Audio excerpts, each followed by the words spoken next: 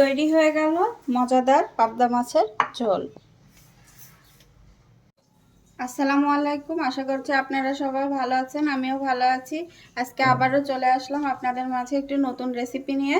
আজকে আমি রান্না করব পাবদা মাছের ঝোল। এজন্য আমি এখানে 6টা পাবদা মাছ কেটে ধুয়ে পরিষ্কার করে হলুদ লবণ মাখিয়ে নিয়েছি। এখন আমি মাছটা ভেজে নেব। এজন্য আমি চুলায় একটি প্যান বসিয়ে দিয়েছি। এখন দিয়ে দিচ্ছি এতে পরিমাণ মতো তেল।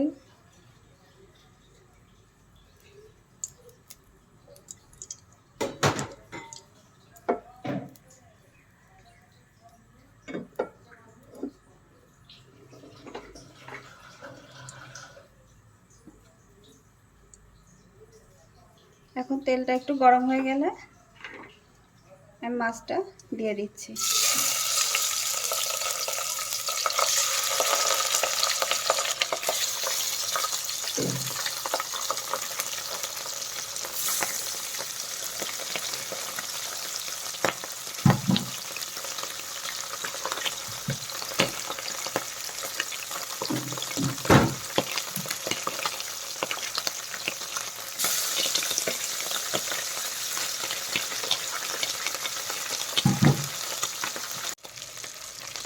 দেখেন আমার মাছগুলো ভাজা হয়ে গেছে, এখন আমি উঠিয়ে নিচ্ছি।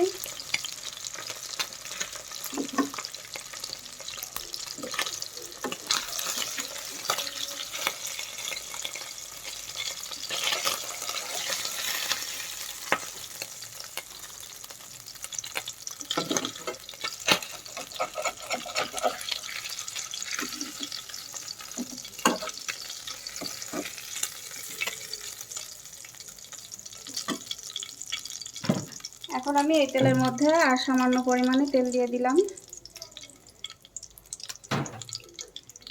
এখন তেলে দিয়ে দিলাম 2টা পেঁয়াজ আর 4টা কাঁচামরিচ।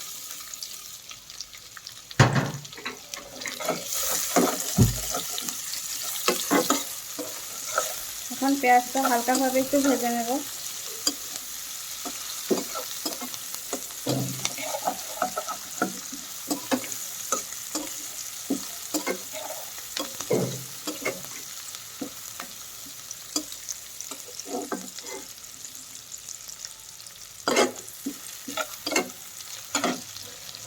এখানে নিয়েছি আমি মাঝারি সাইজের 2টা আলু।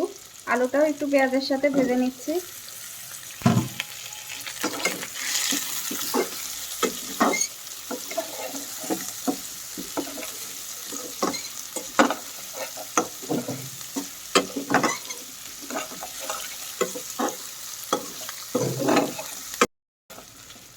পেঁয়াজ আর আলুটা হালকাভাবে ভাজা হয়ে গেছে। এখন আমি এর মধ্যে দিয়ে দিচ্ছি সামান্য পরিমাণে পানি।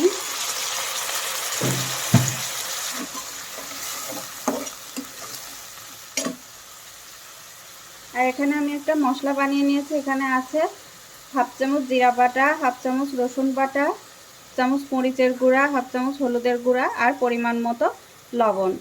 এগুলা দিয়ে সামান্য পরিমাণে পানি দিয়ে আমি মশলাটা গুলে নিয়েছি। এখন আমি দিয়ে দিলাম মশলাটা।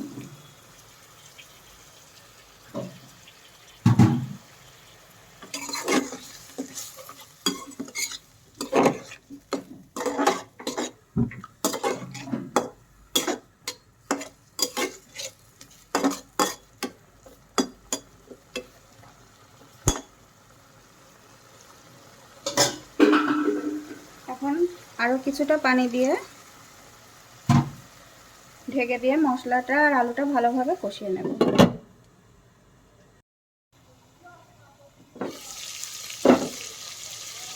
দশ 15 মিনিট কষানোর পরে দেখেন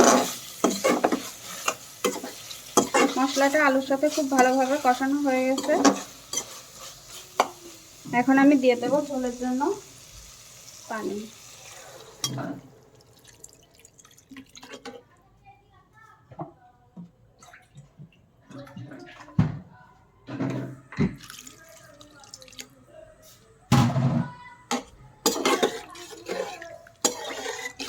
খুব বেশি পানি দেব না, কারণ আলুটা আমি চিকন চিকন করে কেটে নিয়েছি আর এই মাছ সিদ্ধ হতেও বেশি টাইম লাগে না। এখন ঝোলটা একটু ফুটে উঠলে আমি মাছটা দিয়ে দেব।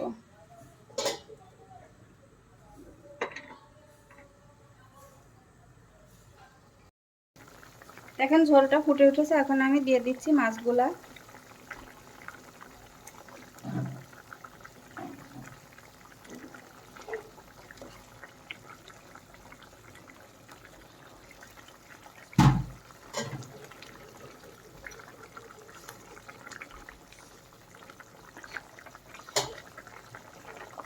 ঢেকে দিলাম, 10-15 মিনিট পরে ফিরে আসছি।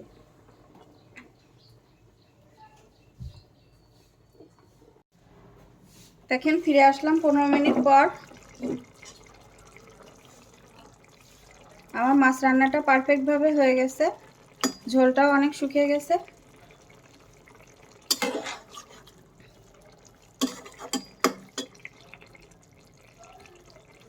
এখন আমি উপর থেকে দিয়ে দিচ্ছি সামান্য পরিমাণে ধনেপাতা কুচি।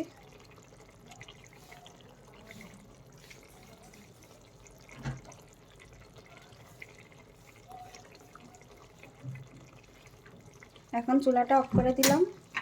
তো আজকে এই পর্যন্তই। আমার এই রান্নাটি যদি আপনাদের ভালো লেগে থাকে তাহলে অবশ্যই কমেন্টের মাধ্যমে জানাবেন, আর আমার চ্যানেলটি লাইক, শেয়ার এবং সাবস্ক্রাইব করতে ভুলবেন না। আল্লাহ হাফেজ।